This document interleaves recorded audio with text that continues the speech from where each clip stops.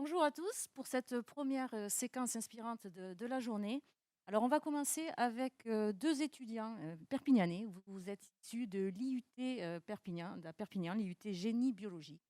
Et vous êtes ici pour nous présenter un projet que vous avez élaboré, un projet qui s'appelle Végétal. Alors, Végétal, on a envie de le présenter comme un toit végétalisé, mais je crois que c'est surtout pas que ça. Est-ce que vous pouvez nous expliquer un petit peu en quoi il consiste? Alors, on a, pardon, j'ai pas fait les présentations, Loane Faure et Nicolas Gravier. Alors, tout à fait, le projet alors c'est un peu plus qu'un toit. Le projet végétal, heu,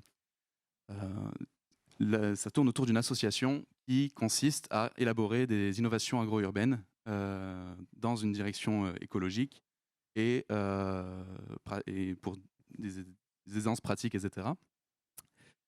Hem, le projet donc consiste à chercher et expérimenter des dispositifs, qui nous permettent d'aider l'universalisation de l'agro-urbanisme.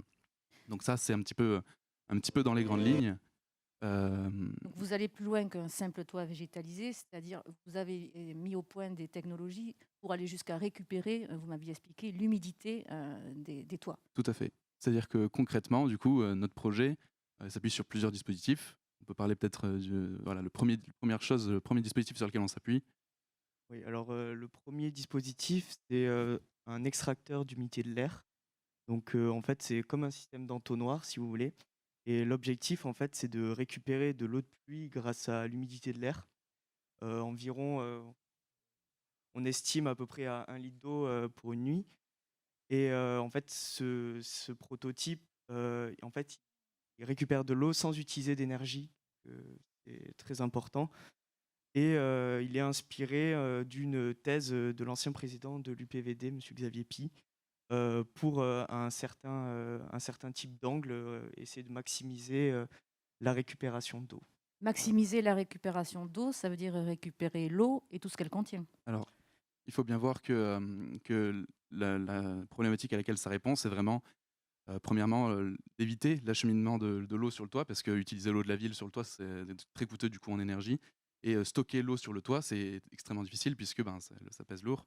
Donc ça répond vraiment à cette problématique-là et oui, comme vous le faites penser, c'est vrai qu'on le reste justement la deuxième partie, de l'expérimentation au jour d'aujourd'hui, consiste à la structure même du toit, l'organisation générale du toit, la structure pédestre en fait, ce qui est, réfléchi, de manière à créer une réserve, une sorte de nappe phréatique, artificielle, donc dans laquelle va se stocker les nutriments, qui sont rincés par l'eau. Le tout et l'objectif est d'optimiser un petit peu la fertilité du sol en gardant les nutriments, mais en créant un circuit d'eau pour éviter les contaminations et tout ça. Donc c'est tout réfléchi avec, ce processus d'extracteur. L'eau a tout un sens et donc c'est grâce à cette, structure, en strates, bon, qu'on pourrait vous expliquer. Alors le projet, on l'a dit, il s'appelle, Veget Hall. Vous l'avez présenté à un appel à vous avez répondu donc à un appel à projet de la région qui s'appelait Ma solution climat. Vous avez été, lauréat de ce prix, et maintenant qu'est-ce que vous allez faire de ce prix? À quoi il va vous servir? Alors, il faut bien voir, ouais, que ce projet existe vraiment grâce à cet appel à projet, puisqu'il a été un petit peu, l'appel à projet a été un petit peu l'initiative qui a poussé, à la création de l'association et cetera. Hem, mais c'est exactement, enfin, c'est grâce à cette subvention qu'on peut réaliser le toit sur lequel on va réaliser les expérimentations. Et alors où est-ce qu'il va être ce toit? C'est quel toit? Comment ça va marcher? Alors, bah, déjà, c'est l'UPVD, déjà, on a la chance d'être accueillis par, la faculté, qui nous permet de réaliser notre projet, donc c'est déjà un bon point. Et ensuite, donc, on n'a pas encore, décidé, de quel toit ça allait être, par, des mesures, enfin, du moins, parce que notre IUT est en train de se rénover, donc pour l'instant, c'est, encore Ce sera difficile. probablement sur, le toit de la chaufferie à l'IUT, Ouais. enfin sur un des toits de l'IUT. Vous allez participer au projet global de rénovation, des bâtiments? Non, Non? D'accord, tant c'est pis. autre chose. Bon. Monsieur Molly, vous êtes, vous, architecte, urbaniste. Vous représentez donc le cabinet Archiconcept qui a ici une antenne à Perpignan. Quand vous entendez parler de ce projet qui est en train de naître, qu'est-ce qui vous inspire? Bah, ça correspond tout à fait à nos réflexions actuelles. Nous travaillons, sur un certain nombre de quartiers durables et nous travaillons aussi, sur des bâtiments qui sont, eux aussi, tout à fait respectueux, de l'environnement, avec pour, intérêt principal et pour, préoccupation principale de mettre toujours l'humain, c'est-à-dire l'utilisateur, au centre du projet. L'agriculture urbaine, c'est aussi, quelque chose sur lequel nous travaillons. En fait, ce que nous participons à faire, c'est à réconcilier, l'urbain, l'habitant de la ville et l'agriculture. On le voit bien, dans les grands médias, il y a, des phénomènes, d'opposition entre les 2 qui sont ridicules puisque tout le monde a besoin de chacun. Donc ça, c'est vraiment un point de départ et puis il y a aussi une demande très forte de circuits très, très courts entre l'agriculteur et puis, l'utilisateur et donc on travaille sur des quartiers où on réintroduit le potager, sous forme d'espace et ça, c'est très important pour nous, de convivialité, d'échange, de rencontre entre les générations. Donc toutes les technologies qui permettent de ramener l'agriculture dans le cœur de ville, dans le cœur des bâtiments, pour nous, c'est absolument passionnant. Pourquoi? Parce que, notre préoccupation, nous sommes aussi membres de l'association Bâtiments durables méditerranéens Occitanie. Le problème, c'est le confort d'été, en milieu méditerranéen. Le confort d'été, c'est quelque chose qui est beaucoup plus complexe à atteindre que le confort d'hiver. Chauffer, on sait faire, y compris avec des sources de biomasse qui ne créent pas de gaz carbonique, ça, on sait bien le faire. Par contre, le confort d'été, ça demande une connaissance très, très fine du territoire, comme l'agriculture. C'est ce qu'évoquait, monsieur Villa tout à l'heure. Je dirais chaque commune a besoin de solutions différentes. Juste un exemple, Canet-en-Roussillon est en bord de mer, le confort d'été, on va le traiter en utilisant les brises marines, qui soufflent toutes les après-midi. Vous êtes au pied des Alberts, il n'y a pas de brise marine, vous avez un autre microclimat, vous avez des températures nocturnes beaucoup plus élevées. On ne peut pas faire du rafraîchissement nocturne de la même manière. Donc voilà, vous voyez que tout est lié, on ne peut pas imaginer l'habitat, sans l'agriculture, sans la nature de proximité. Et au cœur d'une ville comme Perpignan, est-ce que c'est aussi possible? Absolument, je pense qu'il est temps de réfléchir à renaturaliser tout ce qui n'a pas besoin d'être minéralisé. C'est fondamental parce que la deuxième contrainte du climat méditerranéen, c'est les pluies orageuses, c'est les pluies torrentielles.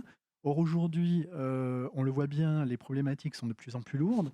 Donc tout ce qui peut être transformé et renaturalisé, c'est fondamental pour les 10 ans à venir et puis les générations qui suivront.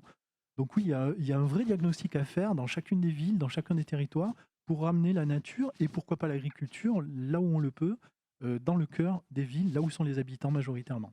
Alors, on parlait du cœur de ville. Vous avez un projet qui a bien abouti, c'est la façade de la fac de droit de Perpignan, au cœur donc, de la ville pour le coup. Vous avez obtenu un prix assez exceptionnel, je crois, pour cette façade. Est-ce que vous pouvez nous en parler, s'il vous plaît? Alors il s'agit en fait du campus Mailly, de la deuxième tranche dont nous nous occupons, qui est en effet un bâtiment qui est labellisé OR, en tant que bâtiment durable Occitanie-Méditerranée. Donc c'est un bâtiment qui est, évidemment très frugal en matière de consommation d'énergie et qui, participe au rafraîchissement intérieur, d'été par un système de puits canadien qui est, je pense, une première en cœur de ville, constitué en fait de tuyaux de fonte qui sont, noyés à 1,20 m à peu près, sous la surface, qui nous permet d'avoir des températures constantes de 12 degrés, qui nous permet, par des systèmes d'échangeurs, de rafraîchir l'air entrant qui est, ce qui fait déperdre un bâtiment universitaire.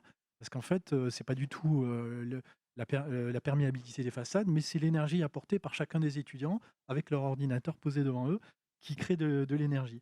Donc il faut rafraîchir en utilisant le moins possible, d'énergie, carbone. Et puis aussi, le projet est organisé autour d'un patio jardin.